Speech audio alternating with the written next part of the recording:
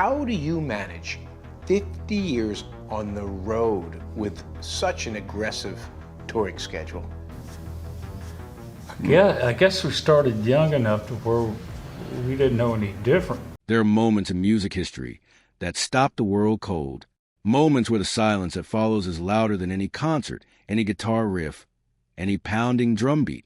July 28th, 2021 was one of those moments. That was the day Dusty Hill, the bearded, sunglasses-wearing, bass-wielding heartbeat of ZZ Top, left this world quietly in his sleep at his home in Houston, Texas. And in the days and weeks that followed, one question echoed across every radio station, every fan forum, every social media feed. What would Billy Gibbons say? The man who had shared a stage with Dusty for over 5 decades had gone unusually quiet, and the world waited. Because when you played music with someone for more than 50 years, when you shared tour buses and late-night diners and the roar of stadium crowds, words don't come easy. Grief has its own timeline, and Billy Gibbons was clearly living inside of it. But when he finally did speak, what he revealed was more than just a tribute. It was a window into a brotherhood that most people only dream of, a partnership forged not in contracts or business deals, but in decades of trust, shared sacrifice, and a mutual love for the blues. To truly understand the weight of that silence and the significance of what Gibbons eventually said, you have to go back to the beginning. Not the polished, greatest-hits version of ZZ Top's story, but the raw, uncertain, early days when none of this was guaranteed. Billy Gibbons grew up in Houston, with music practically running through his veins. His father was a classically trained musician, and from an early age, Billy was soaking up everything, from orchestral compositions to the gritty Delta blues pouring out his radio. By the time he was a teenager, he was obsessed with artists like B.B. King and Muddy Waters, musicians who treated the guitar not as an instrument but as an extension of the soul. Gibbons formed early bands, chased early dreams, and even caught a moment of real attention when the Moving Sidewalks, his pre-ZZ Top group, opened for Jimi Hendrix.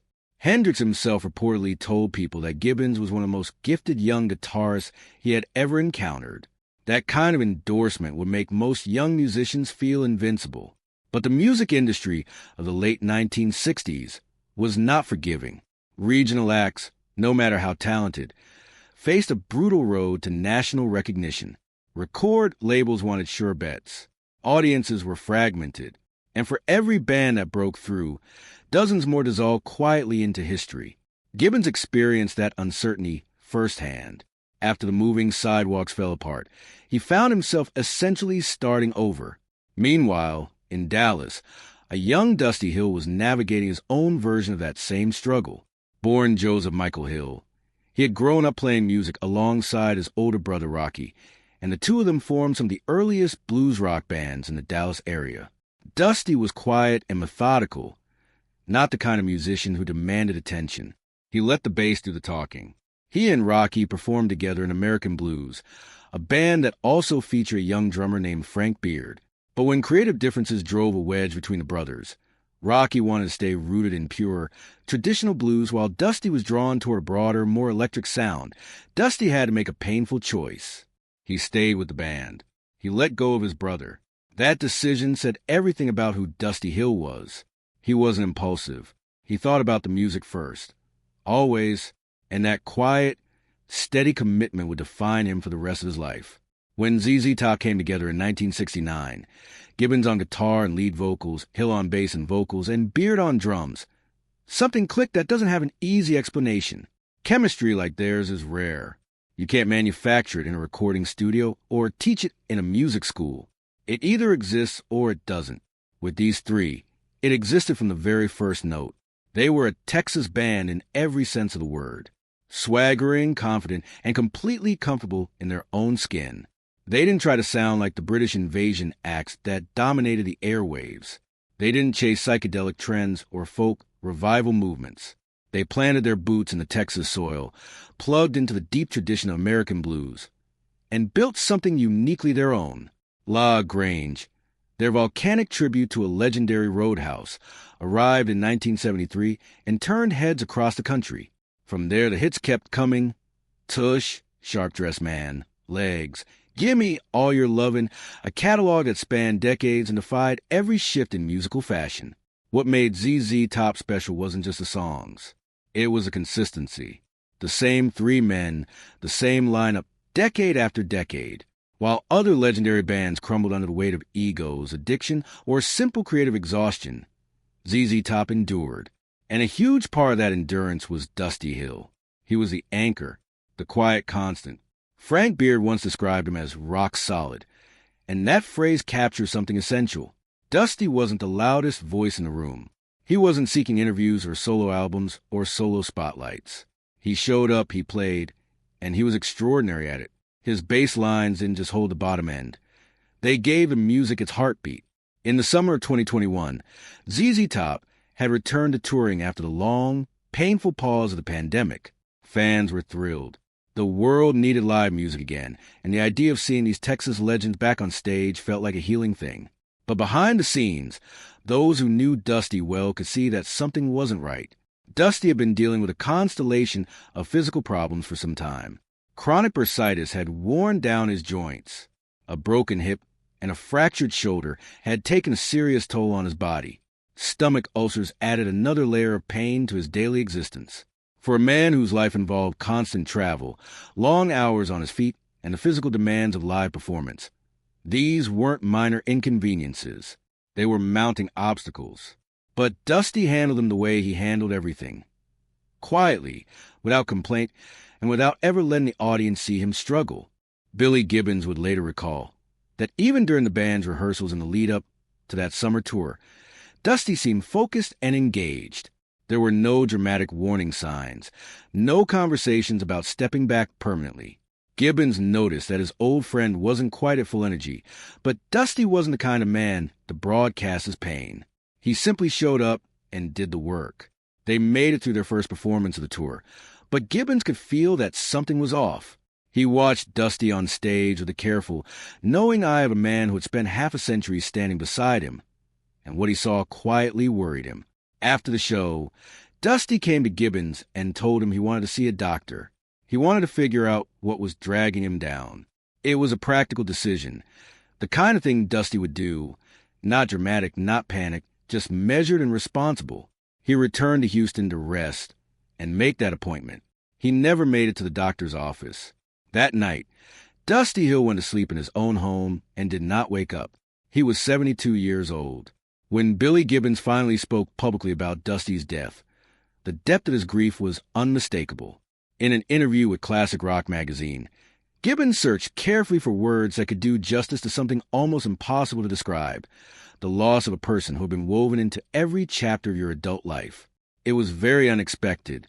Gibbons said he acknowledged that Dusty had faced health struggles over the years, but explained that he had always seemed to recover.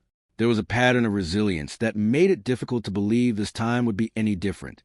Gibbons described watching Dusty during those last rehearsals and performances, sensing that his friend was carrying something heavy, but trusting that, as always, he would come through it. The detail that struck listeners most deeply was Gibbons's recollection of Dusty's final conversation with him. Dusty had made a point of telling him that he wanted to visit the doctor, wanted to iron out whatever was keeping him from feeling like himself. There was nothing in those words that suggested a final goodbye. It was just Dusty being practical. But that night, without warning and without suffering, he was gone. Lights out, Gibbons said, his voice carrying the quiet devastation of someone still learning how to hold that truth. In a separate conversation with Variety, Gibbons allowed himself to be more vulnerable than the public was perhaps accustomed to seeing him. He admitted to moments of tears, of raw emotion breaking through the stoic exterior. "I had a couple of moments with the waterworks," he confessed, and then added something that revealed exactly how much he'd been carrying. "I really felt a sense of relief. I said, gee whiz, maybe I am human after all." That admission, from a man who had spent a lifetime projecting cool confidence, said more than any polished tribute ever could. In the days before Dusty stepped away from the tour, he had done something that would turn out to be profoundly important. He had chosen his replacement. Elwood Francis, who had served as Gibbons' guitar technician for over 3 decades, was selected by Dusty himself to fill in on bass. This wasn't a management decision made in a boardroom. It was a personal choice made by a man who understood the band's culture better than anyone. And before he left, Dusty said something to Gibbons that he would carry with him from that moment forward. According to Gibbons, Dusty pointed directly at him with an unmistakable firmness, a finger that left no room for doubt, and said, "The show must go on. Don't forget it." 4 words, a lifetime of meaning. Gibbons has returned to those words again and again in interviews since Dusty's passing, and it's easy to understand why. They were both a final gift and a final instruction. Dusty knew his band. He knew Billy. He knew that without a direct, clear directive, the grief might swallow everything. So he gave them a purpose. He gave them a reason to keep going. And they did. Continuing to perform after Dusty's death was not a decision made lightly. Gibbons and Frank Beard, who had known Dusty since their teenage years in Dallas, had to wrestle with the obvious question. Could ZZ Top still be ZZ Top without the man who had helped define it for 50 years? There are no easy answers. But they came to a conclusion together, and it was grounded in respect for their fallen brother. As an honor to the legacy of the band, Gibbons explained, we felt it would be more suitable to try to pick up sticks and carry on, rather than just throw in the towel. This wasn't about business or brand maintenance. It was about refusing to let Dusty's life's work end in silence.